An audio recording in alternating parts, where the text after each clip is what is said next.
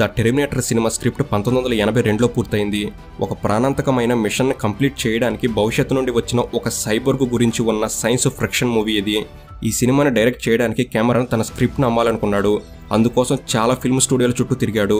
కొంతమందికి స్క్రిప్ట్ నచ్చినా కొత్త డైరెక్టర్తో సినిమా తీయడానికి ఇష్టపడలేదు.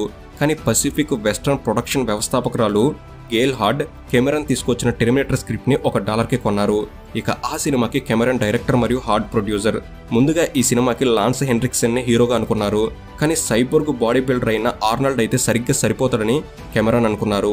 ఇక 1984లో విడుదలైన ద టెర్మినేటర్ సినిమా ప్రపంచవ్యాప్తంగా $78 మిలియన్ పైగా కలెక్ట్ చేసింది. ఈ సినిమా అప్పట్లో ఒక సంచలనం. ఇక 1984లో ర్యాంబో ఫస్ట్ బ్లడ్ పార్ట్ 2 సినిమాకి సిల్వెస్టర్ స్టాలోన్తో కలిసి స్క్రీన్ ప్లే రాశాడు. ఇక ఆ తర్వాత 1979లో వచ్చిన ఏలియన్ సినిమాకి సీక్వెల్గా 1986లో ఏలియన్స్ సినిమాను డైరెక్ట్ చేశారు కెమెరాన్. ఈ సినిమా ప్రపంచ